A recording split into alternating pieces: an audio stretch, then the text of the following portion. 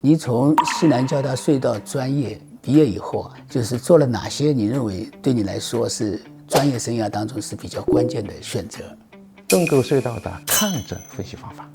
但是知道这个我们国家地下铁道正式拉开了大规模建设的这个序幕，我就辞掉了教职，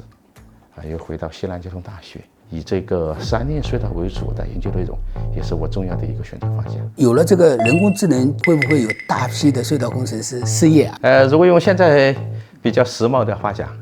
的心智生产力的体现。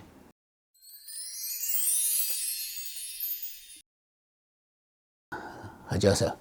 非常欢迎你来到我们白银说税节目。你从西南交大隧道专业毕业以后啊，就是做了哪些你认为对你来说是专业生涯当中是比较关键的选择？这个首先呢，今天很高兴能够到白云说税这个节目，这个在我们国家乃至于这个世界范围内的影响相当大，尤其是对年轻学子、第一线的青年工作者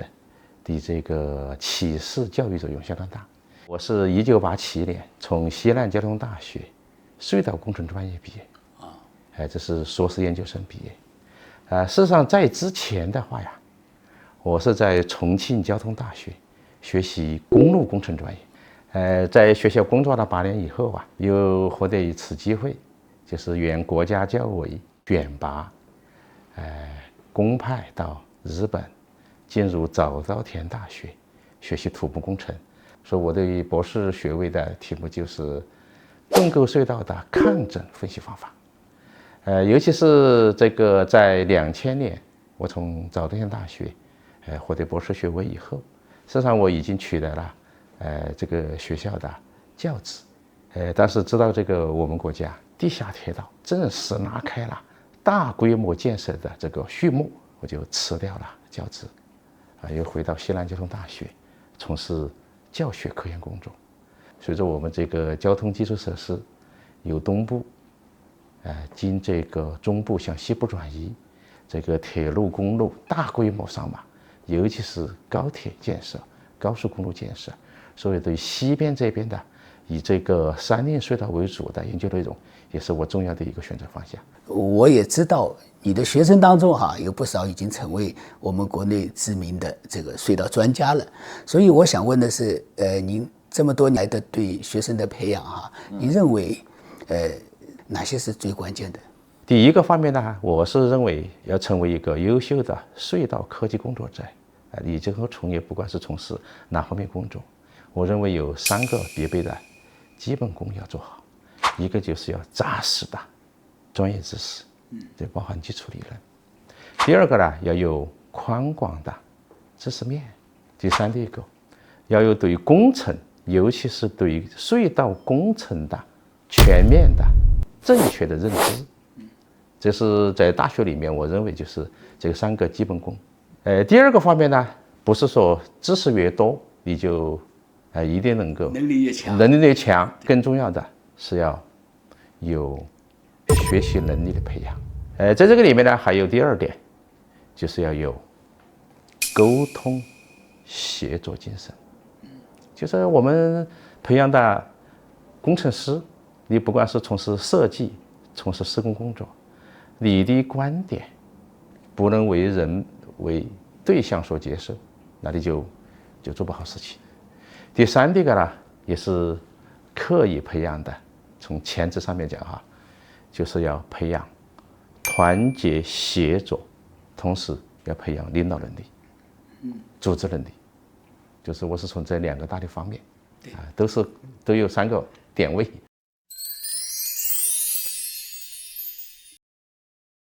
有了这个人工智能技术来赋能隧道工程以后我们隧道工程师会不会有大批的隧道工程师失业还是说我们的隧道工程师在人工智能时代，我们还是继续就是有我们的事情可以做这方面您是怎么认为的？刚才你这个问题是一个系统性的问题。你看我从2000年开始我在全国去宣讲推广盾构化，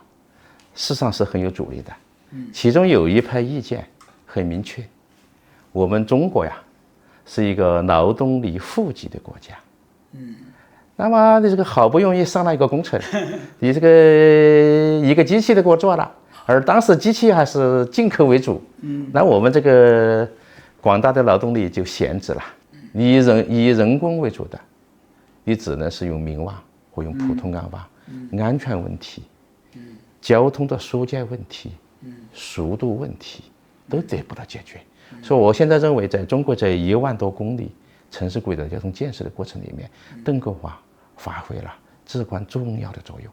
所以这里面事实上它不是智能建造，但是反映了从人工向机械化的这么一个这样的一个历程。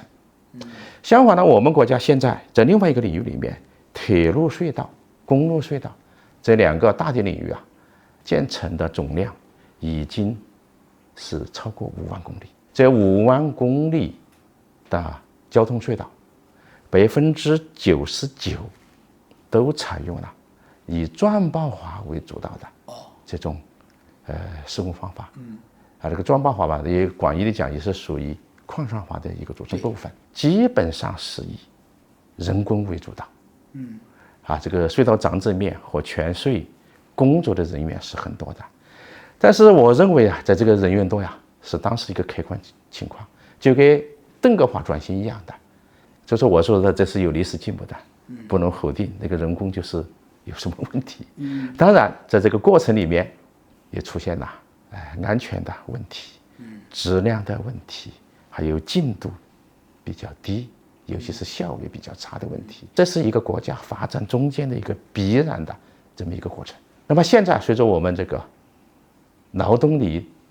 不叫衰减的转移，尤其向山产转移，你在西部这个大量建这个隧道工程就得处到这个山区，受这个人工条件就跟20年前甚至10年前不能相比，是找不到工人的也就是说跟在20年、30年前的欧美、日本一样，这个劳动力这个红利没有了，逼迫我们要去上机械，这是一个客观条件。第二个呢，从技术的发展，技术的发展就是我们制造隧道施工机械的能力和水平也上去了，尤其是刚才我说的，使用机械化施工的这个土壤、这个生态已经逐渐在培育成型。我想不用3年5年，在公路领域，在咱们市政领域，在能源、水利、水电领域，要谈到智能建造的首要条件就是机械化和自动化，然后复制于我们信息化，也就是要充分利用我们第1次、第2次、第3次工业革命的成果，同时我们现在这个信息时代以人工智能为代表的是第4次这个工业革命，把它融合起来。所以我对智能建造我有一个定义，这是我团队我们琢磨出来的，不见得一定能上教科书这是我个人的理解。所谓的智能建造，尤其是隧道的智能建造，应该是以机械化、自动化、数字化、信息化为基础的融合既有的隧道建造的方法。如果用现在比较时髦的话讲，这个是在我们隧道领域里面的新质生产力的体现。所以刚才我回答的第一个问题，讲到5到10年来展望一下我们国家的隧道的智能建造有哪些突破。我分2个这个基本工法，一个就是以我们软土这个表层就是埋深，这个覆盖层比较小的，以城市隧道和这个越江跨海隧道这些通道工程建设里面，这个邓格华是主打工法了，这个占到70%以上。不到5年，我有个预测，这个自主决议完全可以实现，部分呢可以接近L24的水平，这是对这个邓格隧道。对这个钻爆法，这个量是也相当大。这个目前在建的仅铁路、公路隧道都是数千公里那么首先讲1到2年之内，铁路隧道全面采用全工序的机械化施工，那么对它的维业稳定性的判断、支付结构的判实和选择，对支付结构保持稳定的这个领域里面讲啊，我觉得是在5年之内完全可以实现。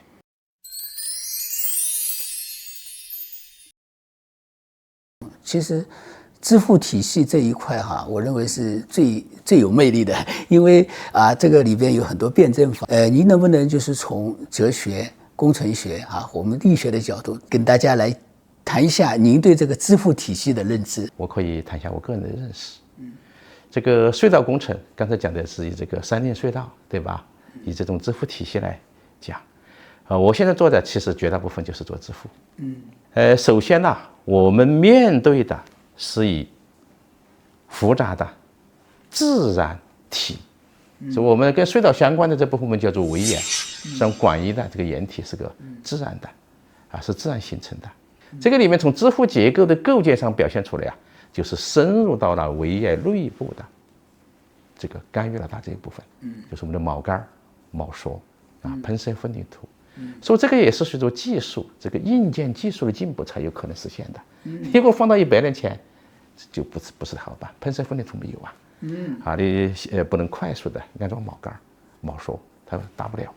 那么这个如果从哲学讲的话呢，应该说是以少扰动、少干扰为眼的这么一个理念来开发隧道，来修筑隧道。事实上我们目前在现有这个阶段，也主要是围绕这个方做的。当然里面有衍生出来的这个对这个软弱围岩的新异化，对不对啊？是考虑3维的。对，3维的说长者面的突出，这个实际上是在移植的情况之下有限度的来控制它。包括我们的这个还有对这个岩体特别好的挪威化，我认为都是属于一个大的这个哲学理念。从现在开始，我们人类的认知和它的支撑的硬件技术条件也是发展的。尤其是刚才提到的人工智能的发展，我认为就是要把我们的支付结构与我们的自然岩体融为一体，叫做我们的生命共同体。它是一个合作的支付，它的治愈合就像我们人的伤口，切过之后它能够快速的凝血，这个保护机制就是仿生的概念。我觉得一定会在我们这个隧道工程里面，后面去实施。我们的现在这个阶段只能做尝试，那后人呢会沿着这个方向去做。从这个意义上讲，我觉得我们的隧道工程的这个寿命可以很长很长。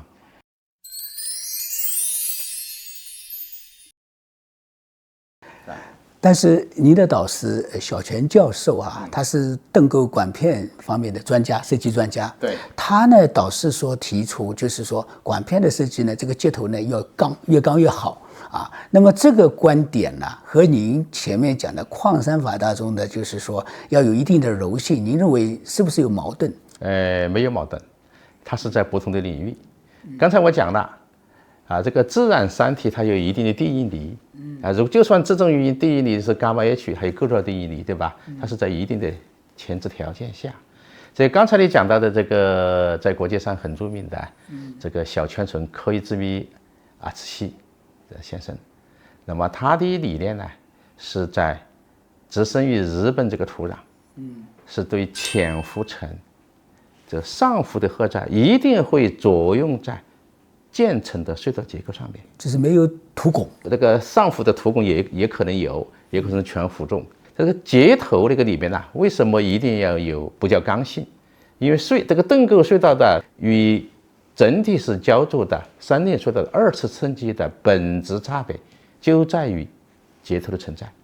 说这个接头呢，这个小泉教授提出来一个，它是一个具有承受一定抗弯能力的弹性角，所以它也不是绝对刚性，